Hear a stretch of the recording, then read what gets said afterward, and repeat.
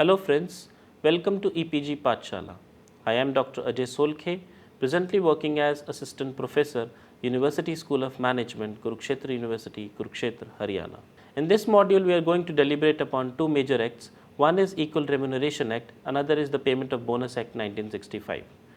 Upon completion of this module, a student should be able to understand the major provisions of the Equal Remuneration Act 1976, the various obligations of the employees regarding payment of remuneration at equal rates to the men and women workers, the constitution of advisory committee constituted for the purpose of advising the government, the procedure and authority to which the claims and complaints regarding pay anomalies can be filed, the major offences and penalties in case of violation of the provisions of the Act.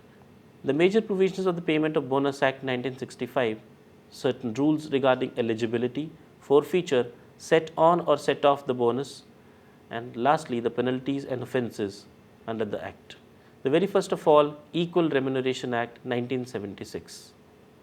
India satisfied ILO Convention 100 on equal remuneration in 1958. However, it was only during 1975, the International Year of the Woman, that India promulgated the Equal Remuneration Ordinance 1975 to give effect to Article 39 of the Constitution of India, which directed among other things equal pay for equal work for both men and women. The ordinance was replaced in 1976 by the Equal Remuneration Act 1976.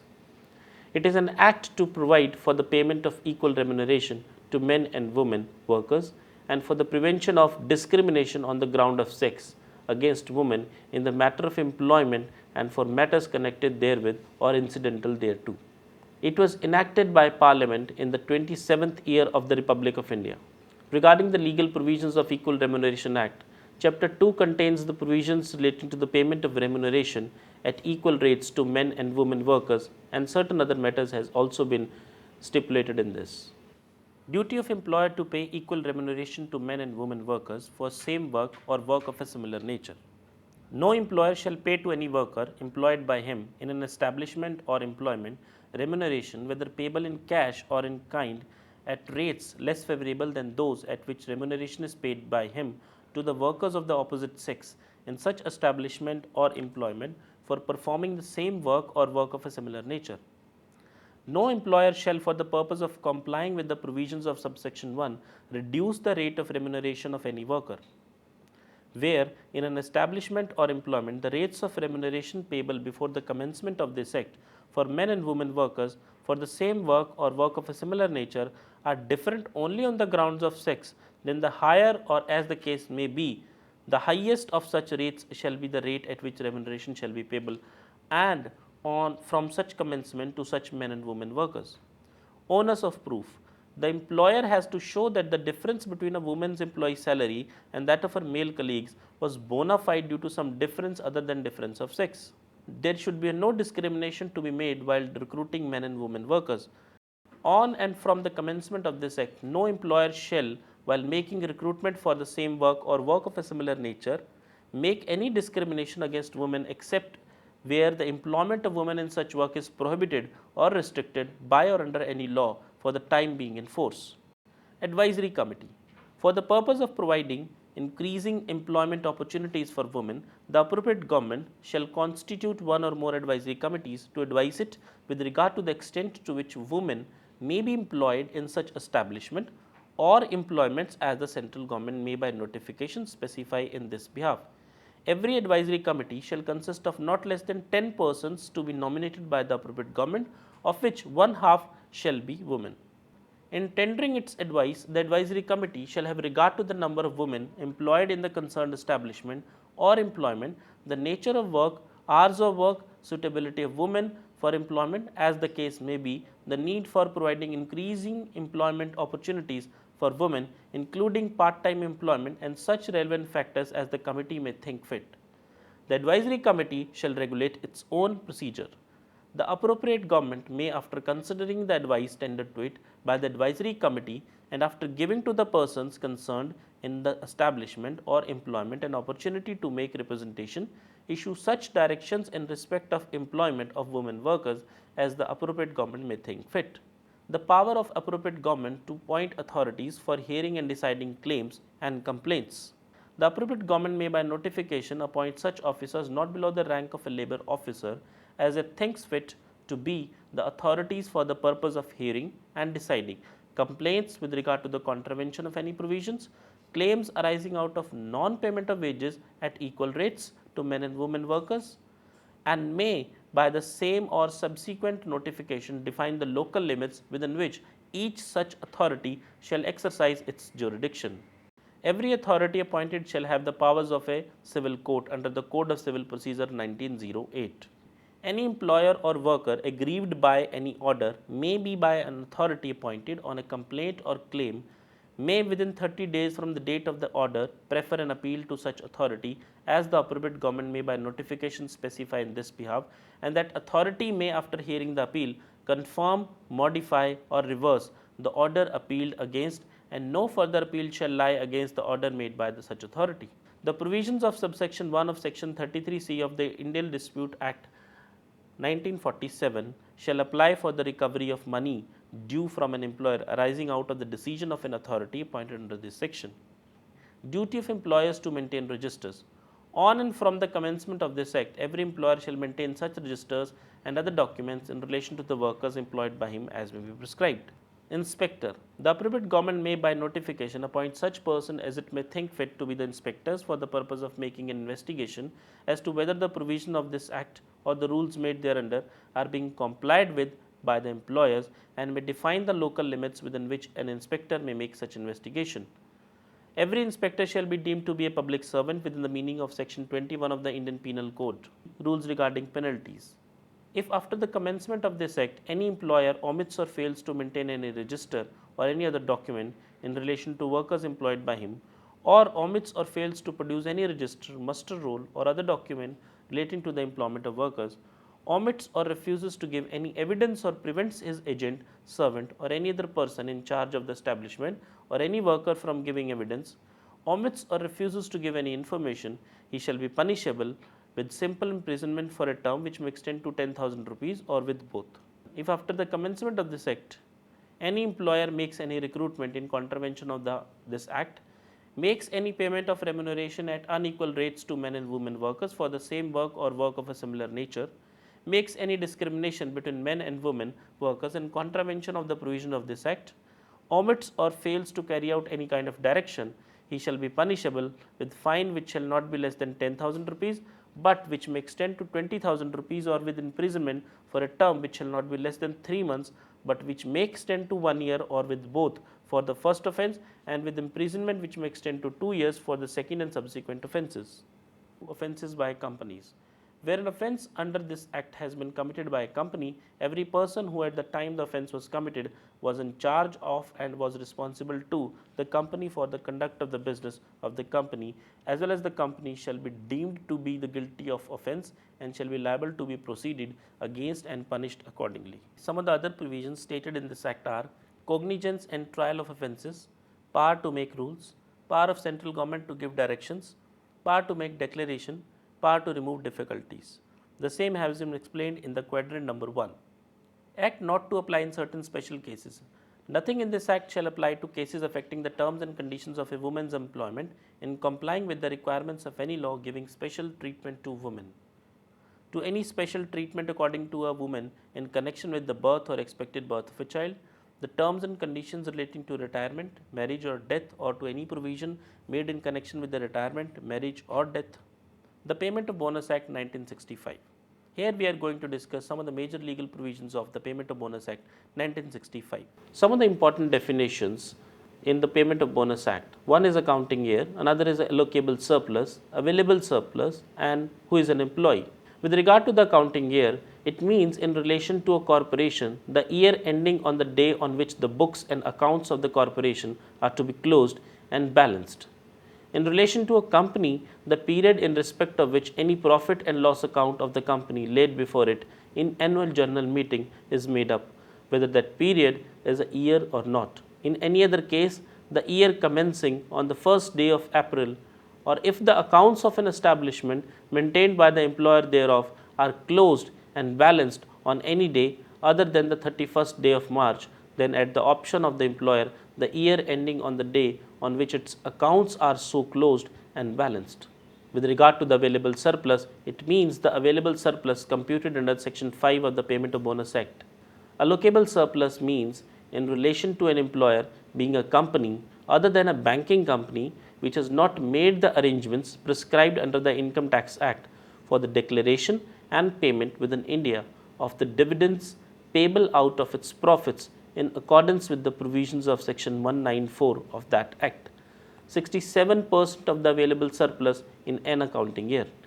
In any other case, 60% of such available surplus. Now, who is an employee? Now, employee means any person other than an apprentice employed on a salary or wage not exceeding ₹10,000 per month in any industry to do any skilled or unskilled manual, supervisory, managerial, administrative, technical or clerical work for hire or reward, whether the terms of employment be express or implied. Amendment under the Payment of Bonus Act, Amendment Act 2015. As per the amendment, the word 10,000 rupees in section 2 subsection 13 above have been substituted for the words 21,000 rupees. Establishments to include departments, undertaking and branches. Section 3 stipulates that where an establishment consists of different departments or undertakings or as branches, whether situated in the same place or in different places, all such departments or undertakings or branches shall be treated as parts of the same establishment for the purpose of computation of bonus under this Act. Computation of gross profits under Section 4. The gross profits derived by an employer from an establishment in respect of the accounting year shall in the case of a banking company be calculated in the manner specified in the first schedule, in any other case be calculated in the manner specified in the second schedule. Under Section 5, computation of available surplus. The available surplus in respect of any accounting year shall be the gross profits for that year after deducting therefrom the sums referred to in Section 6. Under Section 6, sums deductible from gross profits. The following are the sums that shall be deducted from the gross profits as prior charges, namely, any amount by way of depreciation admissible in accordance with the provision of subsection 1 of Section 32 of the Income Tax Act or in accordance with the provision of the Agriculture Income Tax Law as the case may be. Any amount by way of development rebate or investment allowance or development allowance which the employer is entitled to deduct from his income under the Income Tax Act. Subject to the provision of Section 7, any direct tax which the employer is liable to pay for the accounting year in respect of his income, profits and gains during that year. Such further sums as are specified in respect of the employer in the third schedule. Calculation of direct tax payable by the employer, Section 7. Any direct tax payable by the employer for any accounting year shall, subject to the following provisions, be calculated at the rates applicable to the income of the employer for that year. Namely, in calculating such tax, no account shall be taken of any loss incurred by the employer in respect of any previous accounting year and carried forward under any law for the time being in force relating to direct taxes. Any arrears of depreciation which the employer is entitled to add to the amount of the allowance for depreciation. Any exemption conferred on the employer under Section 84 of the Income Tax Act or of any deduction to which he is entitled under subsection 1 of Section 101 of that Act as in force immediately. Where the employer is a religious or a charitable institution to which the provisions of Section 32 do not apply and the whole or any part of its income is exempt from tax under the Income Tax Act, then with respect to the income so exempted, such institution shall be treated as if it were a company in which the public are substantially interested within the meaning of that Act. Where the employer is an individual or a HUF, the tax payable by such employer under the Income Tax Act shall be calculated on the basis that the income derived by him from the establishment is his only income. Where the income of an employer includes any profits and gains derived from the export of any goods or merchandise out of India, and any rebate on such income is allowed under any law for the time being in force relating to direct taxes, then no account shall be taken of such rebate. No account shall be taken of any rebate or credit or relief or deduction in the payment of any direct tax allowed under any law for the time being in force relating to direct taxes or under the relevant Annual Finance Act for the development of any industry. Eligibility for bonus under Section 8. Every employee shall be entitled to be paid by his employer in an accounting year bonus in accordance with the provision of this Act, provided he has worked in the establishment for not less than 30 working days in that year. Under Section 9, disqualification for bonus, forfeiture of bonus.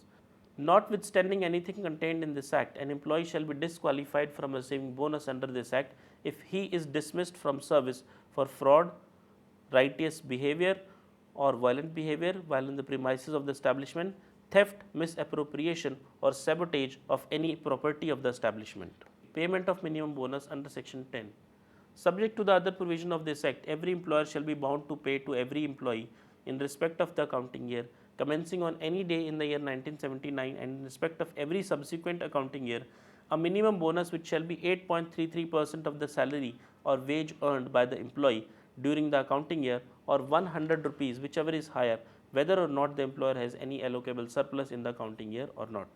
Payment of maximum bonus, where in respect of any accounting year referred to in Section 10, the allocable surplus exceeds the amount of minimum bonus payable to the employee under that section, the employer shall, in lieu of such minimum bonus, be bound to pay to every employee in respect of that accounting year bonus which shall be in amount in proportion to the salary or wage earned by the employee during the accounting year, subject to a maximum of 20% of such salary or wage. In computing the allocable surplus under this section, the amount set on or the amount set off under the provision of Section 15 shall be taken into account in accordance with the provision of that section. Calculation of bonus with respect to certain employees under Section 12. Where the salary or wages of an employee exceed Rs 3,500 per month, the bonus payable to such employee under Section 10, as the case may be, under Section 11, shall be calculated as if his salary or wages were Rs 3,500 per month. But this section has been amended. Now the limit has been raised to 7,500 per month, whichever is higher, has been substituted. Set on and set off of the allocable surplus, Section 15. Where for any accounting year the allocable surplus exceeds the amount of maximum bonus payable to the employee in the establishment under Section 11, then the excess shall, subject to a limit of 20% of the total salary or wage of the employee in the establishment in that accounting year, be carried forward for being set on in the succeeding accounting year, and so on up to and inclusive of the fourth accounting year, to be utilized for the purpose of payment of bonus in the manner illustrated in the fourth schedule.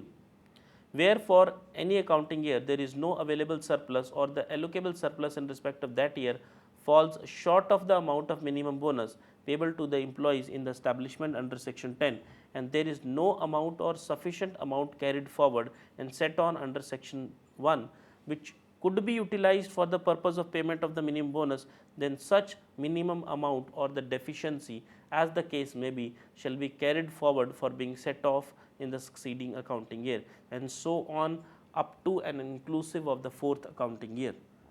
The principle of set on and set off shall apply to all other cases not covered by Section 1 and 2 above for the purpose of payment of bonus under this Act. Where in any accounting year any amount has been carried forward and set on and set off under this section, then in calculating bonus for the succeeding accounting year, the amount of set on and set off carried forward from the earliest accounting year shall first be taken into account. Under Section 18, deduction of certain amounts from bonus payable under the Act. Where in any accounting year an employee is found guilty of misconduct causing financial loss to the employer, then it shall be lawful for the employer to deduct the amount of loss from the amount of bonus payable by him to the employee under this Act in respect of the accounting year only, and the employee shall be entitled to receive the balance if any. Under Section 19, time limit for payment of bonus. All amounts payable to an employee by way of bonus under this Act shall be paid in cash by his employer within a month from the date on which the award becomes enforceable or the settlement comes into operation in respect of such dispute. In any other case, within a period of 8 months from the close of the accounting year. Deductions permissible from bonus. Following amounts can be adjusted against the amount of bonus payable: any customary festival interim bonus, any financial loss caused by the misconduct of the employee. Registers and return. Under Section 26, it is obligatory for every employer to maintain the following registers: registers showing the computation of the allocable surplus in Form A, registers showing the set on and set off of the allocable surplus in Form B, registers showing the details of the amount of bonus due to each employee, deduction therefrom, and the amount disbursed in Form C. Every employer is bound to produce these registers for examination by the visiting inspector. Every employer should also submit an annual return in Form D to the inspector within 30 days of the expiry of the time limit specified for payment of bonus. Bonus linked with productivity. where the employee enter into an agreement or settlement with their employer for payment of an annual bonus linked with production or productivity in lieu of bonus based on profits, they shall be entitled to receive bonus due to them under such agreement or settlement, subject to a minimum of 8.33% and a maximum of 20% of the salary or wages earned by them during the relevant accounting year. Contracting out is totally void. All contracts or agreements depriving the employees of their rights to receive minimum bonus shall be void and not enforceable under Section 31A Payment of Bonus Act 1965. With regard to the offences and penalties as stipulated in Section 28, if any person contravenes any of the provisions of this Act or any rule made thereunder, or to whom a direction is given or a requisition is made under this Act, fails to comply with direction or requisition, he shall be punishable with imprisonment for a term which may extend to 6 months, or with fine which may extend to 1000 rupees, or with both. Friends, I hope you have understood both the acts very well. You can also refer to other quadrants of this module for testing your knowledge and having some more input on theme of the module. Happy learning.